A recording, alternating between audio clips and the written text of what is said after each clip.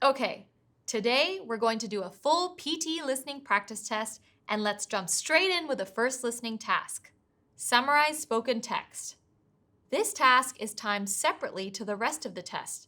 You'll have 10 minutes to complete it. What you have to do is listen to a lecture or an interview and take notes.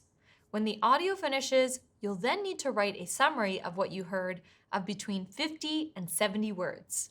Because you listen and take notes and then write your summary, this task contributes to both your listening and writing score.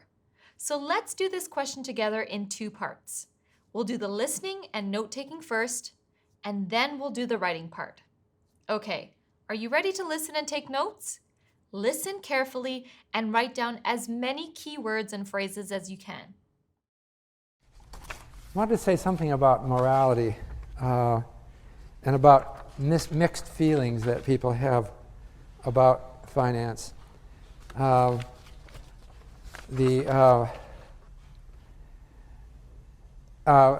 note that undergraduate, I don't know how you feel about finance. Some people have a reaction. If you say you're taking a course in finance, they think that maybe you're selling out, maybe you value money too much, and that you should really be in some other field. That this is a long-standing conflict in our thinking. There is some contempt for finance, I believe, because it makes so much money for many people. Many of our students go into finance. Yale is very strong in providing people to the financial community. And I have to say they do very well. And so my first advice is, if you want to make money, which I don't particularly advise, but if you do, it's not a bad idea to go into finance.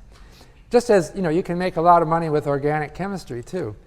I think that what you have to do as a young person is develop your human capital, and that means know-how, knowing how to do things.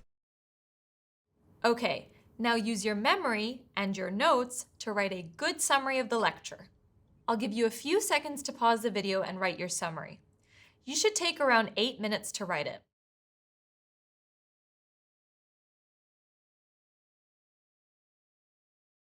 All right, let's look at a couple of model answers. So both of these model answers are good because they have captured the main ideas in the lecture. They're also good because they use a solid structure. The first one is 63 words. It says, the speaker was discussing morality and our mixed feelings about finance. He mentioned that some people have a negative reaction and there is a conflict in our thinking. Next, he described how people don't like how you make a lot of money in finance. Finally, he suggested that it is important for young people to develop their human capital, which means their know-how. The second one is 62 words. It says, the speaker was discussing morality and finance. He described how some people have a negative reaction to those who study finance. Then he talked about the conflict in the way we think about finance. He discussed how people have contempt for finance because some people say others make too much money. Finally, he suggested developing human capital and knowing how to do things well. Let's check how you're scored now.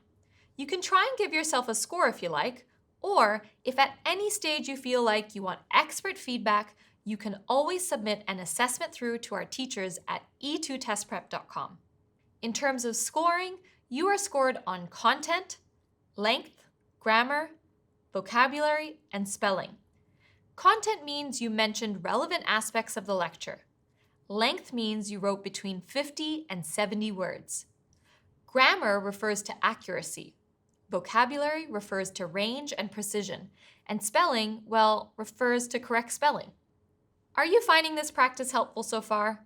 If yes, be sure to subscribe to this channel so you'll never miss out when we release a new PTE video. Alrighty, let's move on to multiple choice. Choose multiple answers.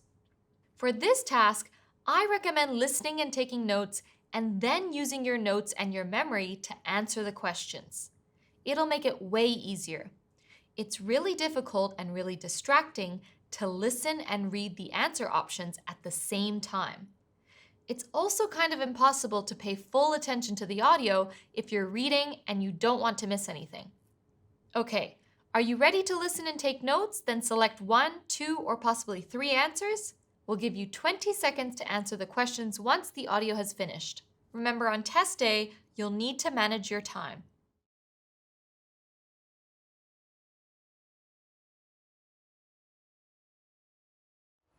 What do you think would happen if you invited an individual who had been living on the street for many years, had mental health issues, and was an alcoholic to move directly from the street into housing? We had heard this was being done in New York City, and we wondered, and it was called the Housing First model, and we wondered if it would work in Utah. So to make that determination, we decided to create a pilot. And Kita was one of the 17 chronically homeless individuals we included in this pilot. She had been on the street for 20 plus years, had mental health, and was a severe alcoholic. The first night in her apartment, she put her belongings on the bed and slept on the floor. The next 3 nights, she slept out by the dumpster near the apartment building. With the aid of her case manager, she moved back into her apartment, but continued to sleep on the floor for several nights. It took over 2 weeks for her to develop enough trust and confidence that this apartment was hers and would not be taken away from her before she would start sleeping in the bed.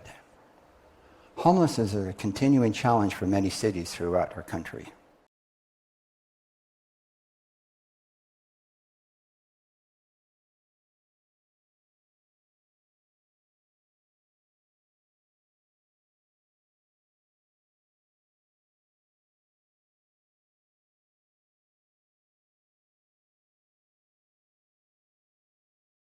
All right, let's go through the answers together.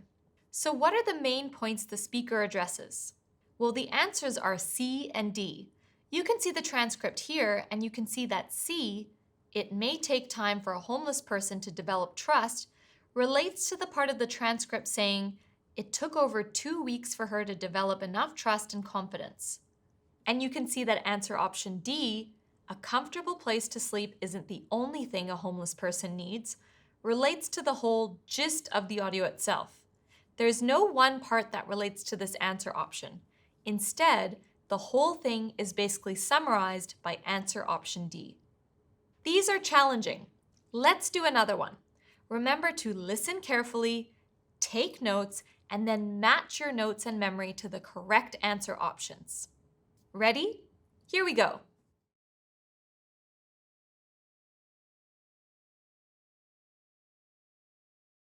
One of the reasons why we might be suffering is that we are surrounded by snobs. Now, in a way, I've got some bad news, particularly for anybody who's come to Oxford from abroad. There's a real problem with snobbery because sometimes people from outside the UK imagine that snobbery is a distinctively UK phenomenon fixated on country houses and titles. The bad news is that's not true.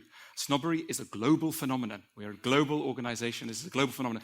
It exists. What is a snob? A snob is anybody who takes a small part of you and uses that to come to a complete vision of who you are. That is snobbery. And the dominant kind of snobbery that exists nowadays is job snobbery. You encounter it within minutes at a party when you get asked that famous, iconic question of the early 21st century, what do you do? And according to how you answer that question, people are either incredibly delighted to see you or look at their watch and make their excuses.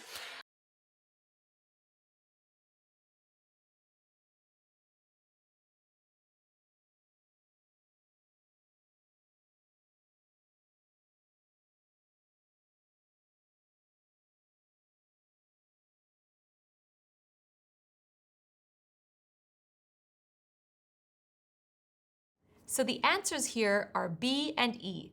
Let's take a look at why. So answer option B, snobbery is commonly experienced when discussing jobs, relates to the part of the lecture, the dominant kind of snobbery that exists nowadays is job snobbery. These two statements, the answer option and this part of the lecture, say the same thing but in different ways. As for E, snobbery is a limited way of viewing others, relates directly to the part of the lecture that says, a snob is anybody who takes a small part of you and uses that to come to a complete vision of who you are. These two statements say the same thing but in different ways, and the meaning is the same. Remember, these questions are tricky. Pay close attention, take notes, and try your best. Remember that if you're sure of one answer option but not sure of any others, that's okay. You can just select one. If you'd like to practice more multiple choice, multiple answers questions, you can access our library of PTE practice materials at e2testprep.com. Let's now move on and take a look at fill in the blanks. Get out a pen and as you listen, write down the missing words on a piece of paper. In the real test, you can type directly into the boxes and press the Tab key to move between the boxes. Okay, let's listen to the audio. You'll have a little bit of time to run your eye across the text before the audio begins. Ready?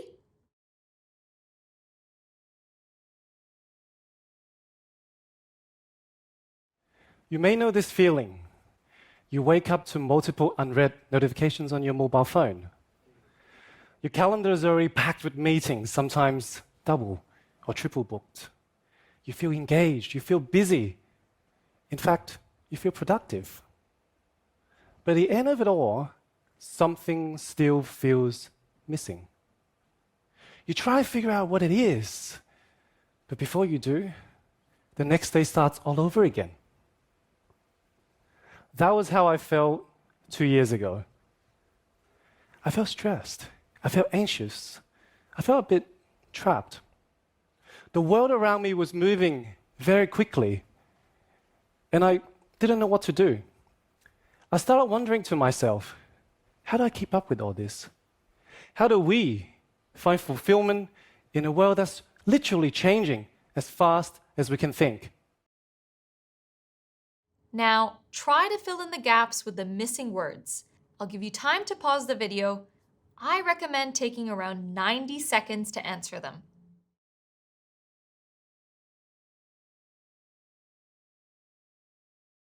How did you go? Are you confident with your answers? Let's check them together now. The first word was unread, as in unread notifications. The second answer was productive, as in you feel productive. The third answer was a short word, bit, as in a bit trapped. The fourth answer was wondering.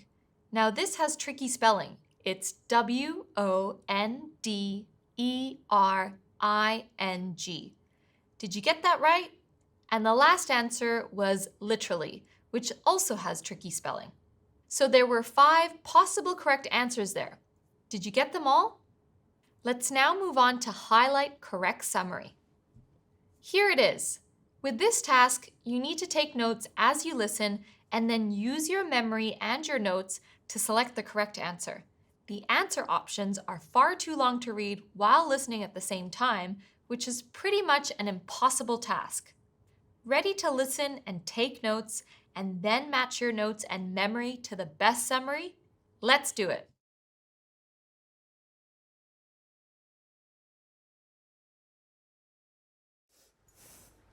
My middle child, Oliver, was born with a rare form of muscular dystrophy, or MD. MD affects his muscle strength, his pulmonary system, distorts his body, and makes everyday life more challenging than most. From the time he could walk, which wasn't until about 2.5, he had to wear leg braces for stability. Because he wasn't growing appropriately, he had to wear a feeding tube that was placed on his face. He endured stares, and so did I. But my husband, Greg, and I told him that no matter what, he was just like everybody else. But everyday tasks for Oliver that we all take for granted were incredibly challenging. That simple act of dressing yourself, the very thing that I adore, was a nightmare for him. His form of MD does not affect his mind. His brain is an A+, which means he's acutely aware of his shortcomings. This became very evident when he started school, and that daily act of dressing yourself was a constant reminder of what he could and could not do. I'll give you a few seconds to pause the video so you can look for the answer. I recommend taking around 1 minute.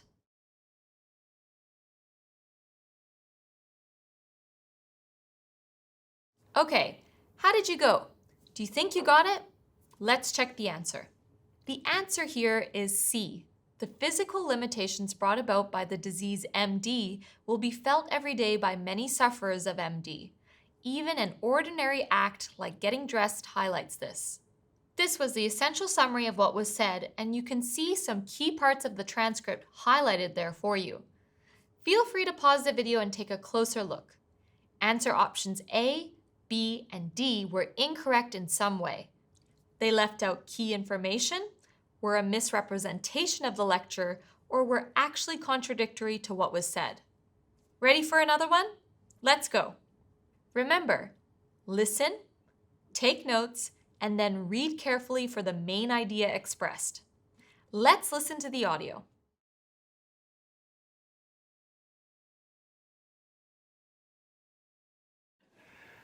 Years of studying DNA replication and photosynthesis did little to prepare me for a career in technology. I had to teach myself everything from sales, marketing, strategy, even a little programming on my own. I had never held the title of product manager before I sent my resume into Etsy. I had already been turned down by Google and several other firms and was getting frustrated. The company had recently gone public, so as part of my job application, I read the IPO filings from cover to cover and built a website from scratch, which included my analysis of the business and 4 ideas for new features. It turned out the team was actively working on 2 of those ideas and had seriously considered a 3rd. I got the job. We all know people who were ignored or overlooked at first, but went on to prove their critics wrong. My favorite story? Brian Acton, an engineering manager who was rejected by both Twitter and Facebook before co-founding WhatsApp, the mobile messaging platform that would sell for $19 billion. Now pause the video and select the answer. Did you get it? How confident are you? Let's take a look. The answer is B. If you apply focus and attention, it is possible to excel in areas other than those you originally trained in. Success comes to those who persevere. This answer option is the best possible summary of what was said. It captures the main idea of what was said and uses different words to express this inherent meaning. A, C, and D miss key information, misinterpret the information, or contradict the information in the lecture. So that was Highlight Correct Summary. Remember, if you'd like more practice questions, check out e2testprep.com. Let's now do multiple choice, choose single answer. With multiple choice, choose single answer, you need to read the question prompt very carefully, and then you need to listen for the answer to the question. Don't pay any attention to the answer options while the audio is playing. Just read the question prompt and then listen carefully, after which you can check the answer options for the answer. Let's do one. We'll give you 30 seconds to answer the question once the audio has finished. Read the question prompt now.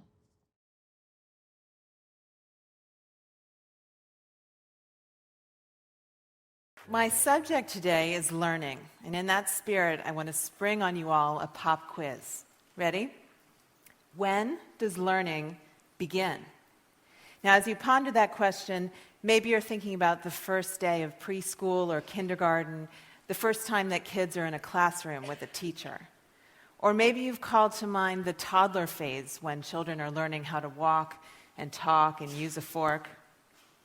Maybe you've encountered the 0 to 3 movement, which asserts that the most important years for learning are the earliest ones.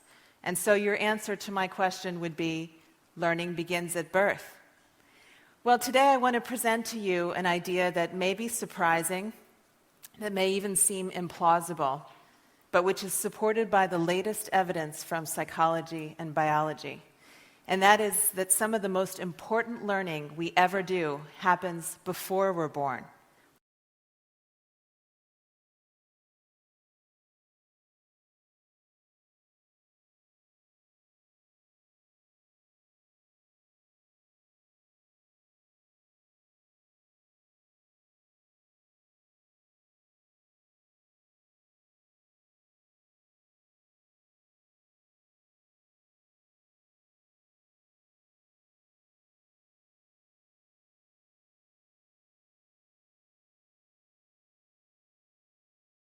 All right, how did you go? Let's check the answer. The answer is D. Important learning may occur in utero, which means while you're in your mother's womb. This relates to the part of the lecture that says, I want to present you with an idea. Some of the most important learning we ever do happens before we're born. Let's do another one. Remember to listen for the answer as asked by the question prompt. Okay, I'll give you a little time before the audio begins to read the question prompt.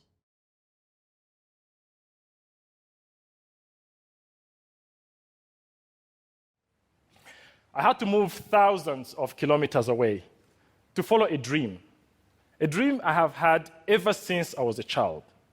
And that dream was to become an architect. That was impossible at the time in my country. There were no schools of architecture. So when I got a scholarship to study in China, I left my life and my family behind, and I moved to Shanghai. It was an amazing time. This country was going through a major building boom. Shanghai, my new home, was quickly turning into a skyscraper city.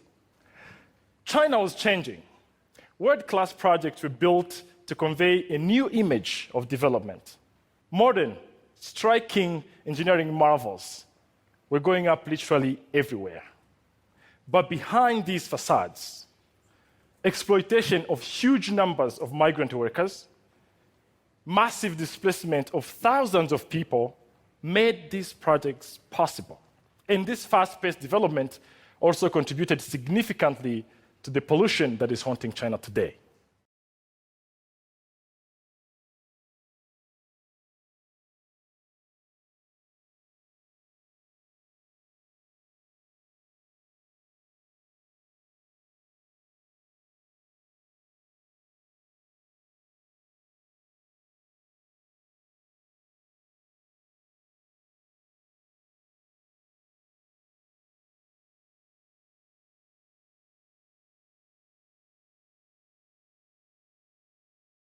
How did you go? How confident are you? So the question prompt asked, the speaker suggests that the building boom in China, and the answer is C, involved relocating people. That was the essential meaning of this entire lecture. The other answer options were plausible, they look right, but there's nothing really mentioned about them when you listen carefully. Okay, time for the next task. Select missing word. What you need to do is listen carefully for the final word or phrase that will complete what the speaker is saying meaningfully. To do this, you need to follow what is being said from beginning to end. Once the audio has finished, I'll give you 15 seconds to answer the question. Ready? Quickly read the answer options and then listen carefully. Here we go.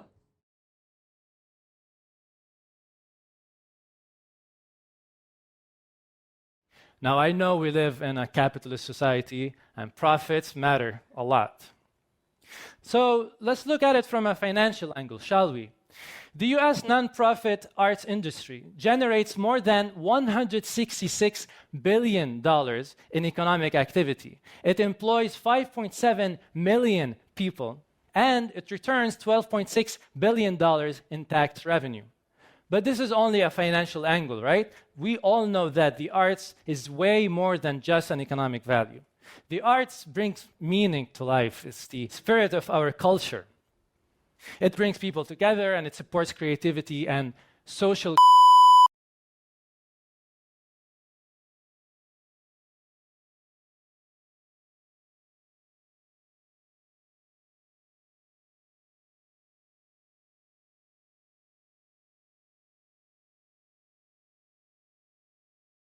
Did you get it? This task is all about anticipating what the speaker was going to say based on what was said. So the best way to finish this task was with the word cohesion. The words welfare, activities, happiness, and responsibility were all incorrect. They didn't make sense. So how are you doing so far? We've got a couple more tasks to do. The next one is highlight incorrect words. When you see this task on test day, you have to have your mouse ready to click as you listen. Because you can't click in this video, just listen and tap your finger on the table. So what's going to happen is you'll hear a lecture and you'll see the transcript of the lecture. The problem is that there are a few words in the transcript that differ from what the speaker says. You need to click or tap on each of the incorrect words. Ready? You have a little bit of time to scan your eyes over the transcript.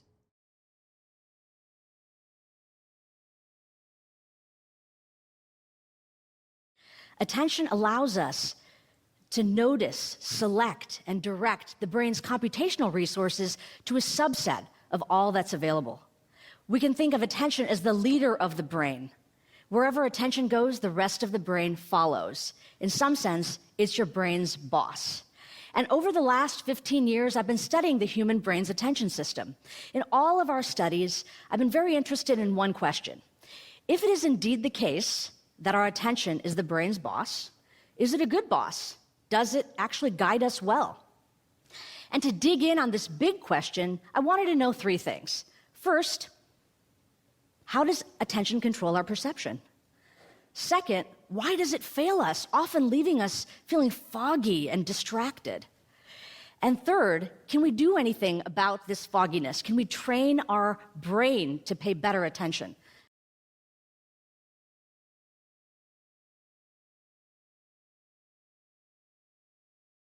How did you go?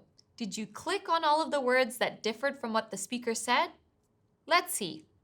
So hopefully you clicked on constitution because the speaker said computational. Hopefully you clicked on loss as the speaker said boss. Hopefully you clicked on concentration because the speaker said attention. Hopefully you clicked on comprehension as the speaker said perception. And hopefully you clicked on use because the speaker said train. So there were 5 incorrect words there. Did you get them all? All right, let's do the final task. This is right from dictation. Listen carefully and then you'll have some time to write down the sentence exactly as it was said. Ready? Here's the first sentence. Clothing can affect your mood, your health, and your self-esteem.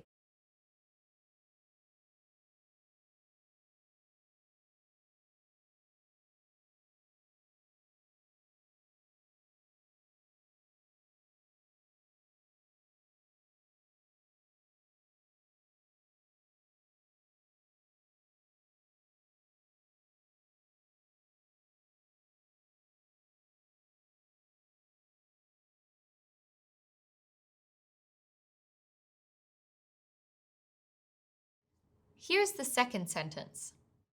When we hold our babies for the first time, we might imagine that they're clean slates.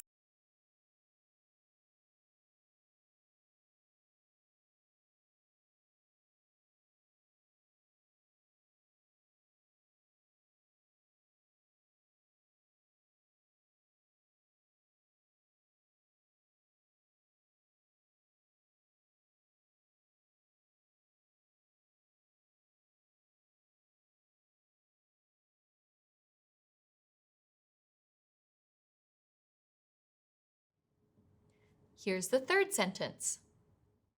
This was a time, let's remember, of tremendous ideological ferment.